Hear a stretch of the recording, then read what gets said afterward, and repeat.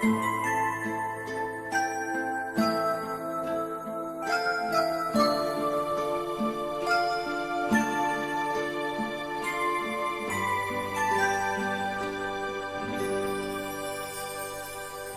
Borobudur terletak di Desa Borobudur, Kota Magelang, Jawa Tengah. Untuk menuju lokasi Candi Borobudur, kita akan melewati jalan menanjak ke arah perbukitan, karena Candi Borobudur itu sendiri terletak di atas bukit. Memasuki areal Candi Borobudur, kita akan bertemu dengan banyak turis dan pengunjung domestik lainnya. Karena sampai saat ini, Candi Borobudur telah menjadi salah satu objek pariwisata yang sudah terkenal sebagai salah satu keajaiban di dunia.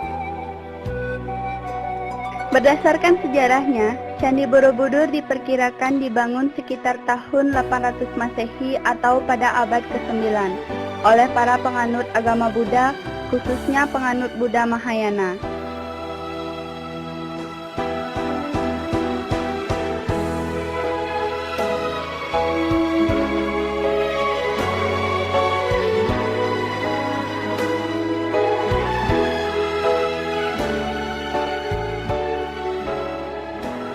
Dari beberapa data sejarah yang berhasil dihimpun para peneliti, tokoh yang dianggap berjasa dalam pembangunan Candi Borobudur adalah Raja Samaratungga, seorang raja yang berasal dari Wangsa Shailendra.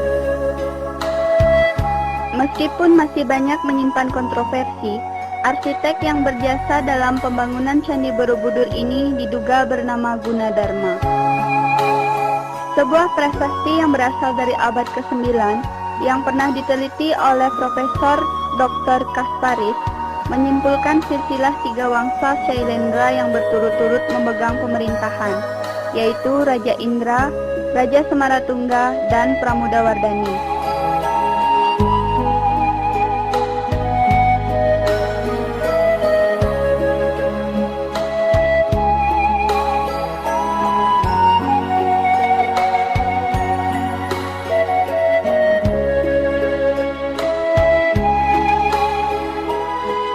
Pada waktu Raja Samaratungga berkuasa, candi ini mulai dibangun dan diberi nama Bumi Sambarabudara. Oleh karena penyesuaian pada bahasa Jawa, akhirnya Barabudara menjadi Borobudur.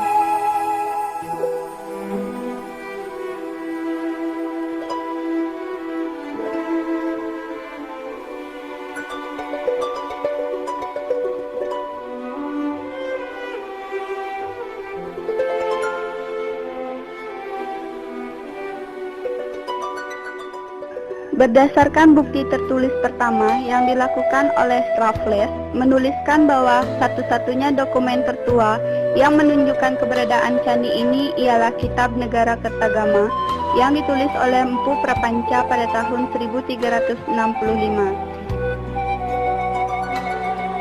Di dalam kitab tersebut dituliskan bahwa Candi Borobudur digunakan sebagai tempat meditasi agama Buddha.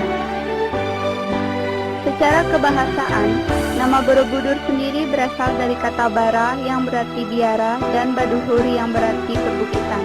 Jadi Borobudur berarti biara di perbukitan.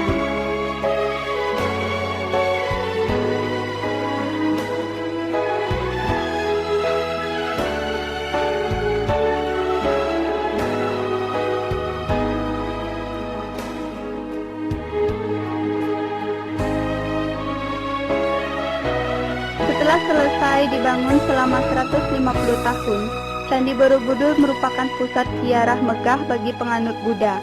Akan tetapi, seiring dengan runtuhnya Kerajaan Mataram sekitar tahun 930 Masehi, maka pusat kekuasaan dan kebudayaan dipindahkan ke Jawa Timur, sehingga Borobudur pun semakin terlupakan.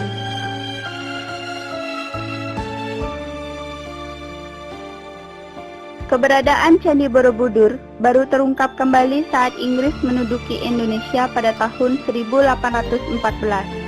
Saat itu, Raffles mendengar adanya penemuan benda purbakala di Desa Bumi Segoro, daerah Magelang.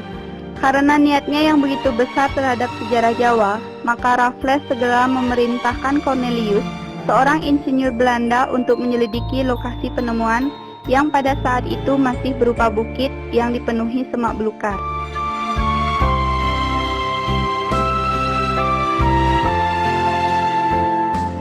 Adanya penemuan itu, Raffles kemudian mendapat penghargaan sebagai orang yang memulai pemugaran Candi Borobudur.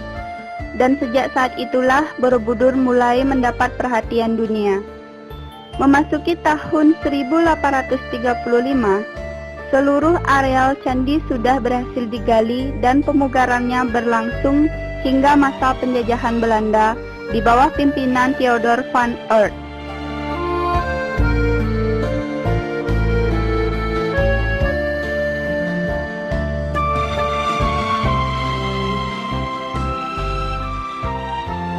Dan pada tahun 1991, Candi Borobudur ditetapkan sebagai World Heritage Site atau warisan dunia oleh UNESCO.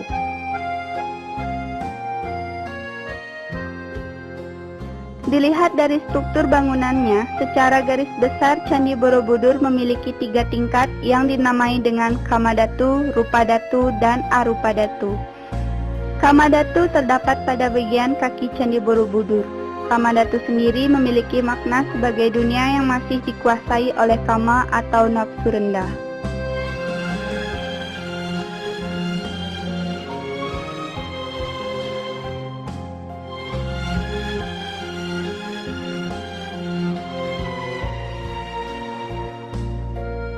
Bagian yang kedua adalah Rupadatu. Rupadatu berada 4 lantai di atas pondasi candi. 4 lantai yang berdinding relief ini di lantainya berbentuk persegi. Secara filosofi, Rupadatu adalah dunia di mana seseorang sudah dapat membebaskan diri dari nafsu, tetapi masih terikat dengan rupa dan bentuk.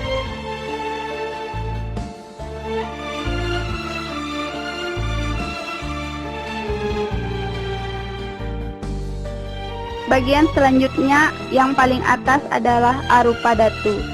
Arupadatu berada pada lantai kelima hingga lantai ketujuh. Pada bagian ini dinding sudah tidak lagi berrelief. Hal ini menunjukkan alam atas di mana manusia sudah terbebas dari segala keinginan dari bentuk maupun rupa.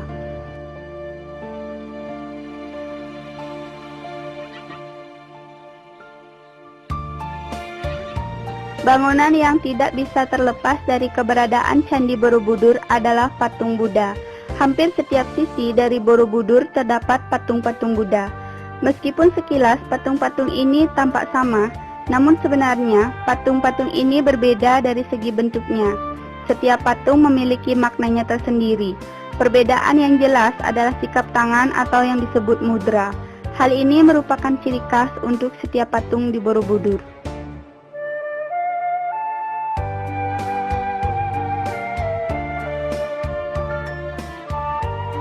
Ada 5 jenis mudra yang terdapat pada Candi Borobudur, yaitu yang pertama adalah Bumi Sparca Mudra,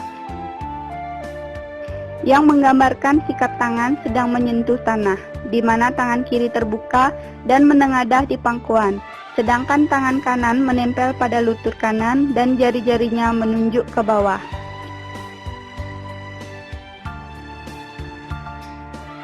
Sikap tangan ini melambangkan saat Sang Buddha memanggil Dewi Bumi sebagai saksi ketika ia menangkis serangan iblis Mara. Mudra ini adalah ciri khas bagi Dhyani Buddha Aksobhya sebagai penguasa timur.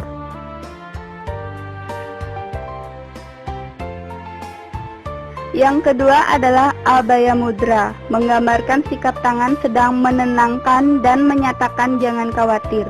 Tangan kiri terbuka dan menengadah di pangkuan, sedangkan tangan kanan diangkat sedikit di atas lutut kanan. Dengan telapak menghadap ke muka, patung ini menghadap ke utara dan merupakan tanda khusus bagi Dhyani Buddha Amoghasiddha yang berkuasa di utara.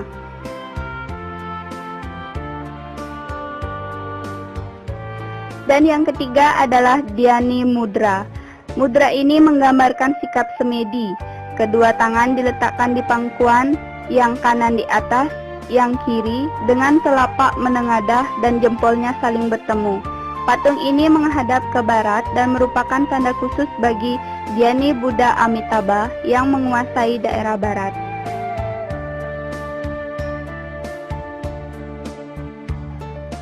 Dan selanjutnya yang keempat adalah Wara Mudra. Mudra ini melambangkan pemberian amal. Sepintas sikap tangan ini tampak serupa dengan bumi pasca mudra, tetapi telapak tangan yang kanan menghadap ke atas, sedangkan jari-jarinya terletak di lutut kanan. Dengan mudra ini dapat dikenali Dhyani Buddha Ratna Sambawa yang bertahta di selatan dan letak patung ini menghadap ke selatan.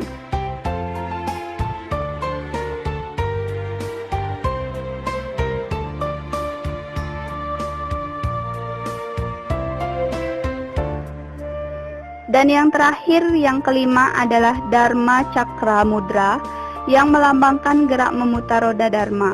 Kedua tangan diangkat sampai ke depan dada, yang kiri di bawah yang kanan, tangan kiri menghadap ke atas dengan jari manisnya.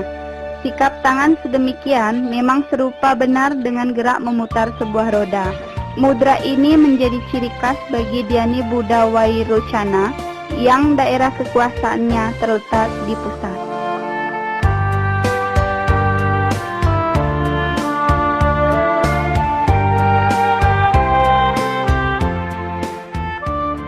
Di samping patung Buddha, di setiap pintu Candi Borobudur juga terdapat arca singa. Secara keseluruhan ada 32 buah arca singa yang terlihat seperti penjaga pintu candi. Demikianlah sejarah Candi Borobudur beserta filosofi yang terkandung pada setiap bangunan Candi Borobudur, di mana kemegahan Candi Borobudur akan tetap menyimpan misteri yang masih sulit untuk dipecahkan dengan logika manusia. Hanya keagungan dari Candi Borobudur yang mampu menjawab dari segala tanya tentang kemegahan Candi Borobudur.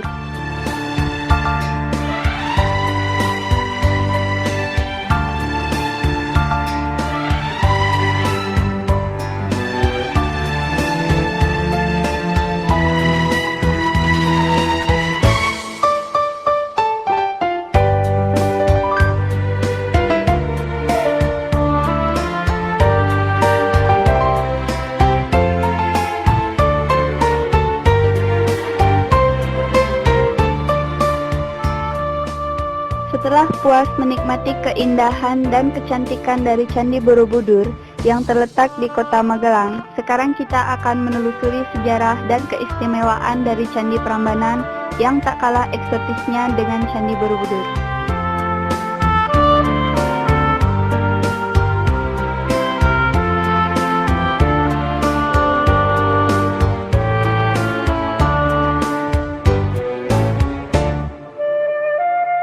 Candi Prambanan terletak di Desa Prambanan, sekitar 20 km ke arah timur dari kota Yogyakarta, 40 km ke arah barat dari kota Surakarta, dan sekitar 120 km ke selatan dari kota Semarang.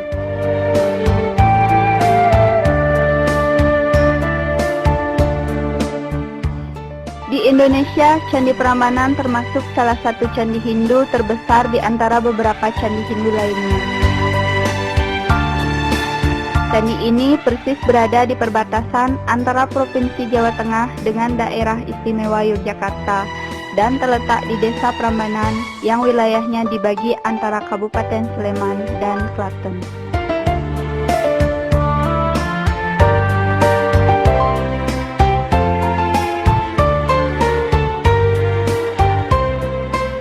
Candi Prambanan juga dikenal sebagai Candi Roro Jonggrang.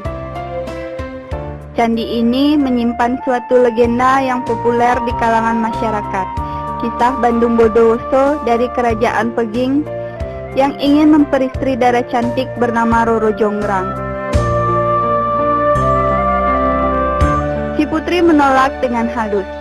Dia mempersyaratkan 1000 candi yang harus dibuat dalam waktu semalam. Bandung yang memiliki kesaktian dengan serta-merta menyetujuinya. 1000 candi itu hampir berhasil dibangun, apabila akal licik sang putri tidak turut campur.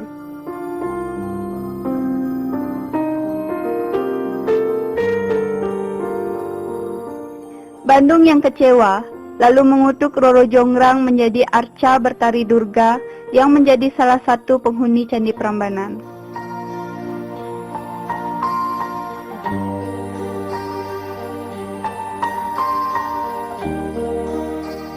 Namun menurut sejarah, Candi Prambanan dibangun sekitar tahun 850 Masehi oleh salah seorang tokoh dari Wangsa Sanjaya, yakni Rakai Pikatan, raja kedua Wangsa Mataram kuno.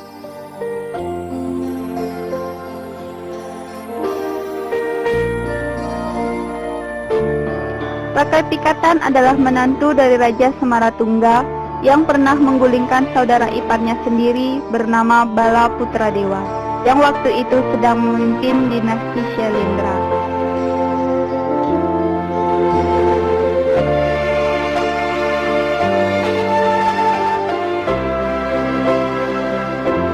Sejak peristiwa itulah, pengaruh dinasti Sanjaya bercorak Hindu mulai dominan di Mataram dan sekaligus menggantikan agama Buddha. Bahkan sejak Rakai Pikatan berkuasa, Wangsa Sanjaya kembali menjadi penguasa di Mataram kuno.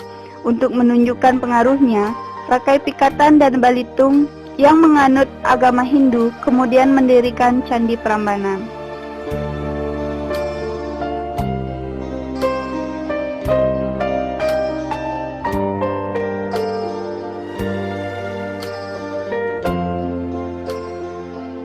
Namun kejayaan Hindu bersama dengan terbangunnya Candi Prambanan itu ternyata tidak berlangsung lama. Sebab pada tahun 928, Empu Sendok memindahkan istana Kerajaan Mataram dari Jawa Tengah ke Jawa Timur. Alasan pemindahan ini oleh pengamat diduga karena adanya letusan Gunung Merapi atau akibat serangan dari Sriwijaya.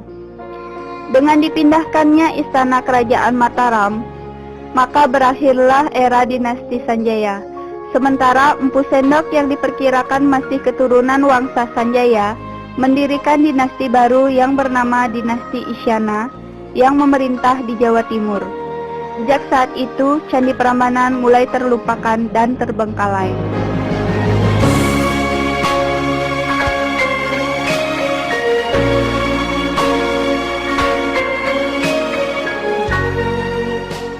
Candi Prambanan mulai dikenal kembali ketika orang Belanda bernama Lord pada tahun 1733 melaporkan tentang adanya reruntuhan candi yang sudah ditumbuhi semak belukar. Usaha pertama yang dilakukan untuk penyelamatan Candi Prambanan dilakukan oleh Izerman pada tahun 1885. Pada tahun 1902 baru mulai pekerjaan pembinaan yang dipimpin oleh Van Erp untuk Candi Siwa, Candi Wisnu, dan Candi Brahma.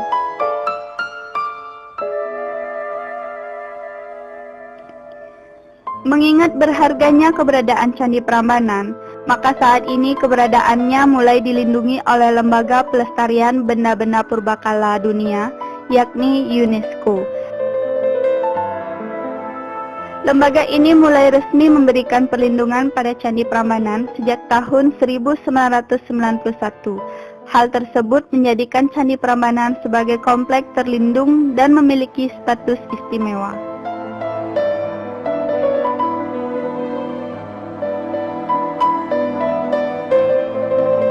Meskipun keberadaan Candi Prambanan tidak lagi seperti bentuk yang sedia kala, tetapi candi itu masih tetap terlihat menawan dan eksotis.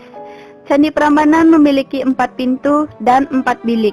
Setiap bilik terdapat patung yang masing-masing menggambarkan keistimewaan dari para dewa-dewa kepercayaan umat Hindu seperti Dewa Brahma, Dewa Wisnu, Dewa Siwa, Dewi Durga, dan yang lainnya.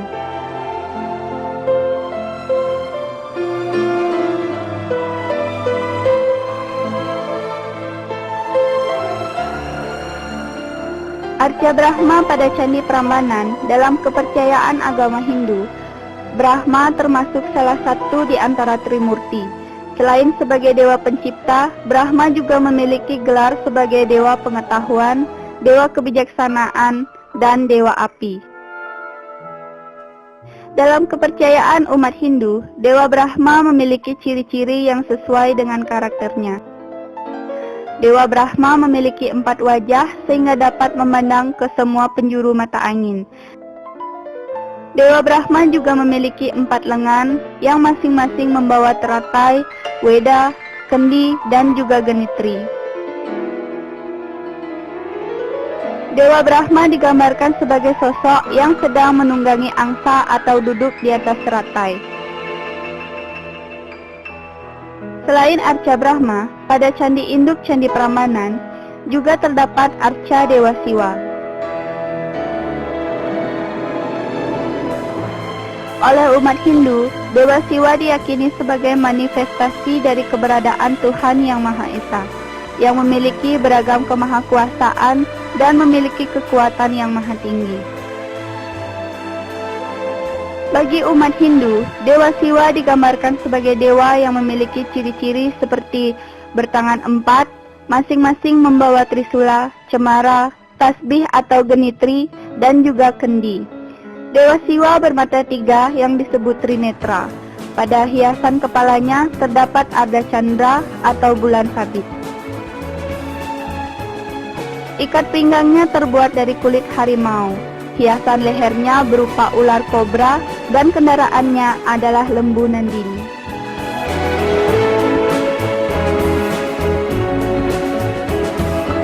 Dewa Siwa memiliki istri yang bernama Dewi Parwati dan memiliki 2 putra yaitu Kartikeya dan Ganesha.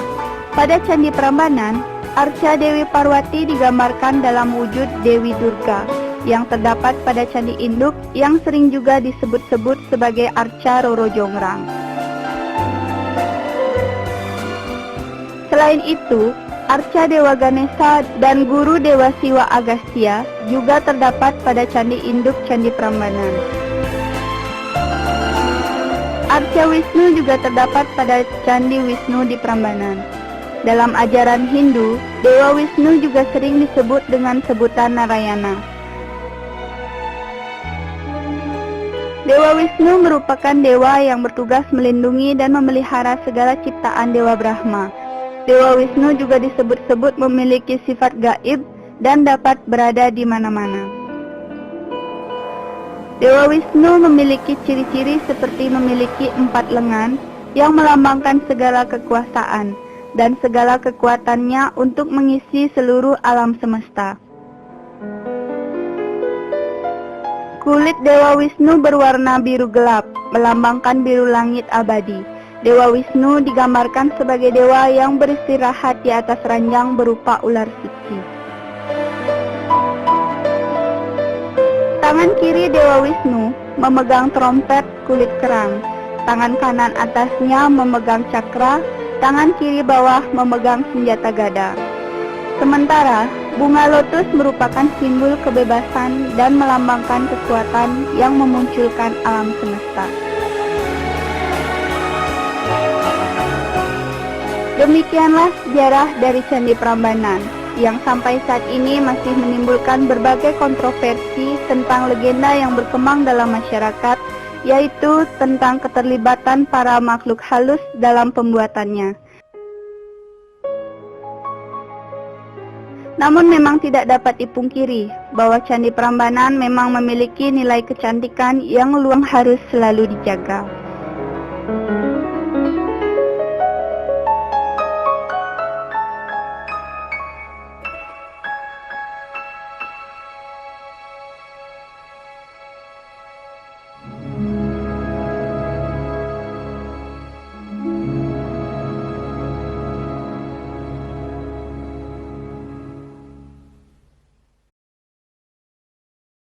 Masih berada di kawasan Yogyakarta. Sekarang kita akan menelusuri sejarah dan keistimewaan dari Keraton Yogyakarta yang terletak di pusat kota Yogyakarta.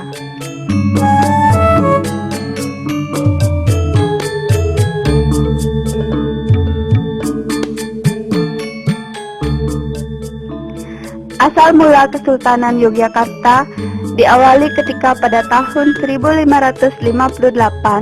Ki Ageng Pamanahan mendapatkan sebuah wilayah di Mataram dari Sultan Pajang karena jasanya telah mengalahkan Aryo Penangsang. Pada tahun 1577, Ki Ageng Pamanahan yang tetap selalu setia pada Sultan Pajang sampai akhir hayatnya membangun istananya di Kota Gede.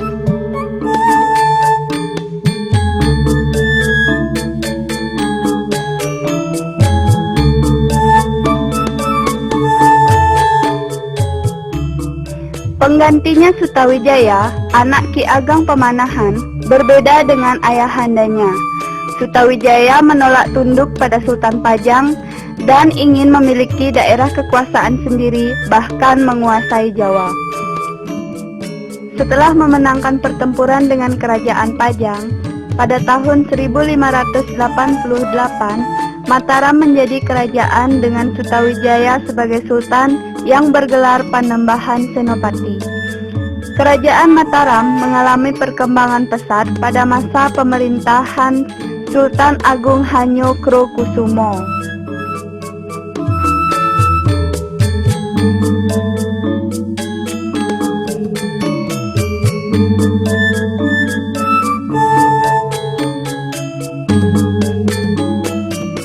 Setelah Sultan Agung wafat dan digantikan putranya Amangkurat I, Kerajaan Mataram mengalami konflik internal atau konflik keluarga yang disebabkan oleh VOC hingga berakhir dengan Perjanjian Giyanti pada bulan Februari 1755 yang membagi Kerajaan Mataram menjadi Kesultanan Surakarta dan Kesultanan Yogyakarta.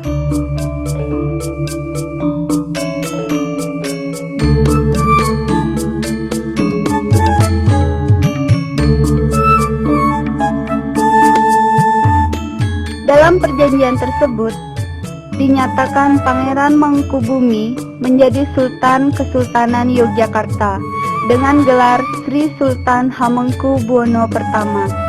Sejak tahun 1988 hingga sekarang, Kesultanan Yogyakarta dipimpin oleh Sultan Hamengkubuwono X.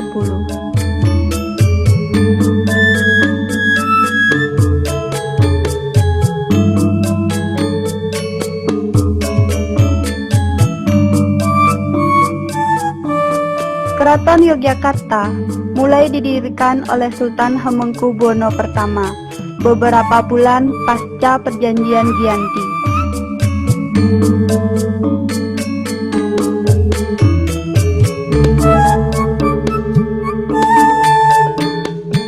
Lokasi keraton konon adalah bekas sebuah pesanggaran yang bernama Garjitawati.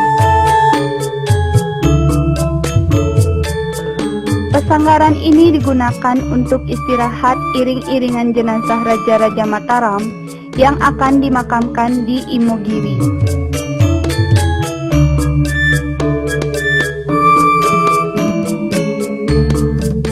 Versi lain menyebutkan lokasi keraton merupakan sebuah mata air yang bernama Umbul Pacentokan yang ada di tengah hutan beringin.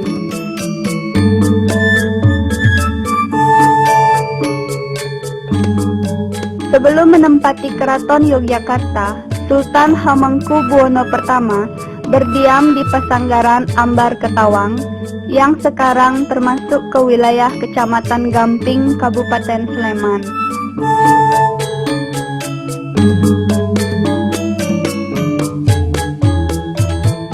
Lokasi Keraton Yogyakarta berada di antara Sungai Gede sebelah timur dan Sungai Wonogiri sebelah barat, serta Panggung Krapyak di sebelah selatan dan Tugu Jogja di sebelah utara.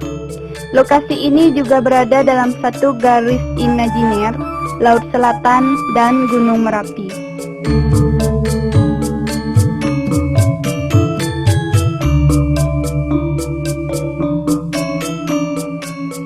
Secara etimologi, kata keraton berasal dari kata ka, ratu, dan an, yang berarti tempat tinggal ratu atau raja.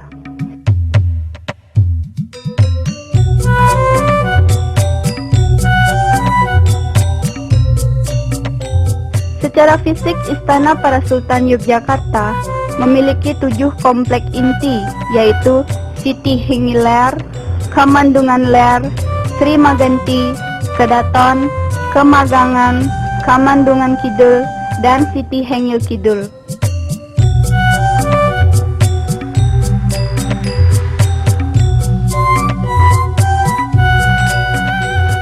Secara garis besar, wilayah keraton memanjang 5 km ke arah selatan hingga Panggung Krapyak dan 2 km ke utara dan berakhir di Tugu.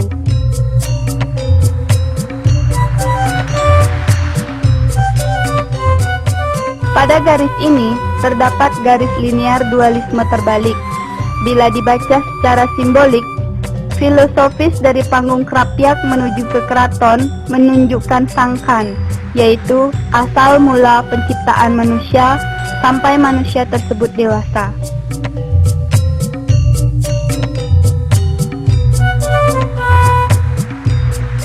Ini dapat dilihat dari kampung sekitar Panggung Krapyak yang diberi nama Kampung Mijen, berasal dari kata wiji yang berarti benih.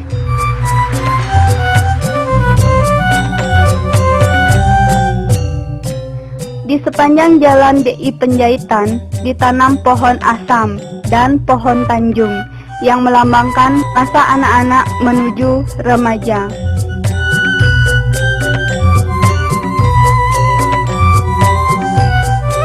Dari Tugu menuju ke keraton menunjukkan param, tujuan akhir manusia yaitu menghadap penciptanya. 7 gerbang dari Gladag sampai Danau Pratopo melambangkan 7 langkah atau gerbang menuju surga. Sedangkan dari keraton menuju Tugu juga diartikan sebagai jalan hidup yang penuh dengan godaan.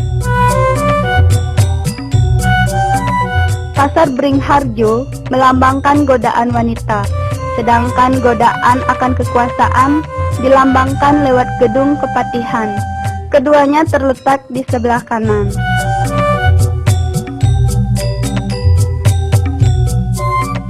Jalan lurus itu sendiri sebagai lambang manusia yang dekat dengan pencipta atau Sangkan Paraning Dumadi.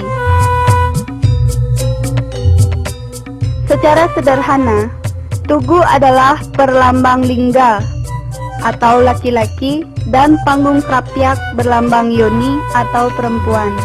Sedangkan keraton sebagai jasmani yang berasal dari keduanya.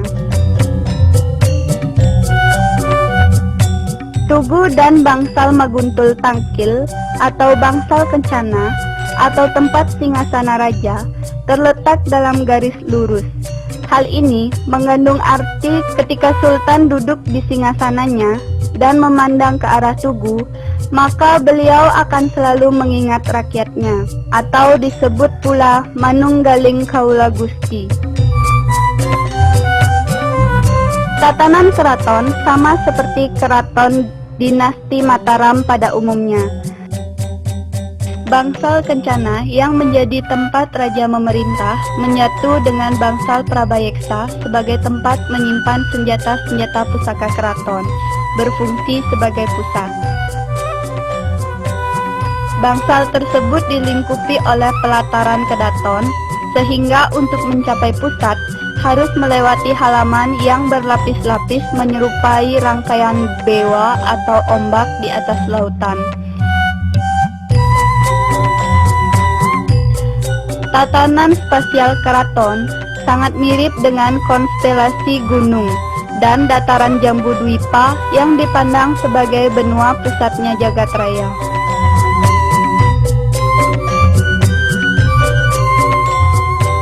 Secara umum, tiap komplek utama terdiri dari halaman yang ditutupi dengan pasir dari pantai selatan, bangunan utama serta pendamping, dan kadang ditanami pohon tertentu.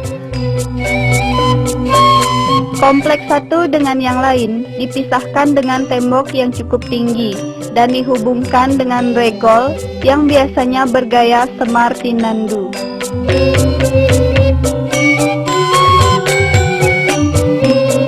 Daun pintu terbuat dari kayu jati yang tebal, di belakang atau di muka setiap gerbang, biasanya terdapat dinding penyekat yang disebut renteng atau batu rono. Pada regol tertentu, penyekat ini terdapat ornamen yang khas. Salah satu regol yang sering dilalui oleh para pengunjung adalah regol Dana Pratapa.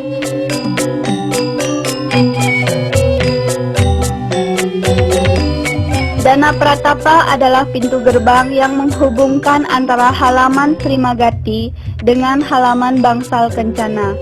Pada bagian atas gerbang ini terdapat candra sangkala yang berbunyi Kalu Wihaning Yaksa Salira Aji, berarti tahun 1851 Jawa, dan Surya Sengkala yang berbunyi Jagat Ingasta Neng Wiwara Datulaya, yang berarti tahun 1921 Masehi, menunjukkan tahun pemugaran gerbang atau regol. Regol ini terletak di sebelah selatan halaman Srimagati. Di gerbang Dana Pratapa, pada dinding bagian dalam gerbang tergantung lambang Keraton Yogyakarta yang disebut hobo. Lambang Keraton Yogya memiliki arti sebagai berikut.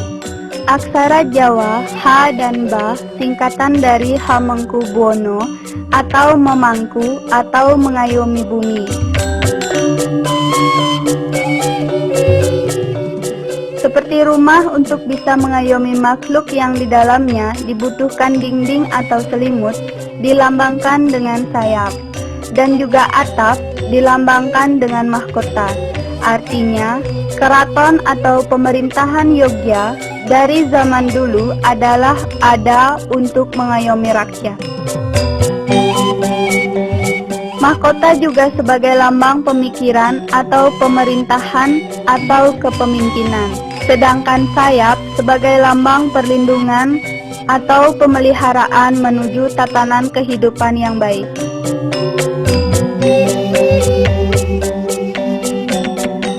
Demikianlah sejarah berdirinya Keraton Kesultanan Yogyakarta yang masih bertahan dan terjaga sampai saat ini, menandakan begitu besarnya pengaruh seorang pemimpin yang sangat dihormati dan disegani oleh masyarakat.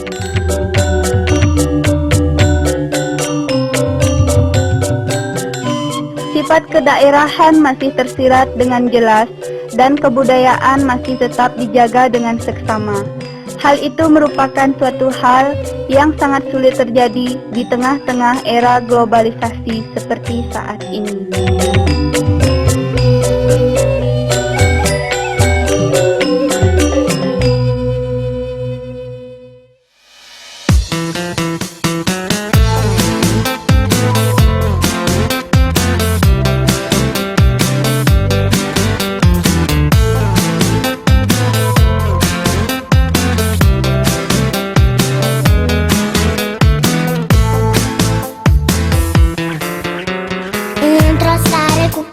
Eu cu sticlă, el cu sticlă. Am udat cu mâna noastră florile de pe fereastră. Restul ce-o rămas în sticlă i-am turnat și lui pisică. Nu știu floarea ce-o se simte, dar pisica da-bu cântă. Și noi cântăm cu dânsea hopa, țânia, țânia, hopa.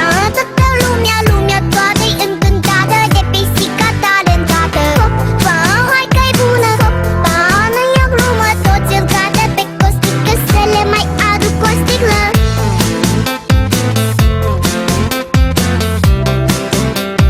Să le mai aduc o sticlă. Toți îl cadă pe costică, să le mai aduc o sticlă. Peștișorii să nu tacă, le-am turnat și lor o leacă. Numai rațele din curte mute au fost și-au rămas mute. Nu știu ce-o să fie mâine, dar acum la toți e bine.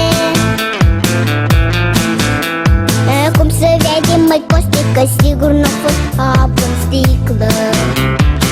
Dar ce-o fi fost acolo? Hopa, țunia, hopa, toată lumea toată-i încântată de sticluța fermecată. Hopa, hai că-i bună, hopa, nu e o glumă, până dimineață toată lumea cântă numai țunia.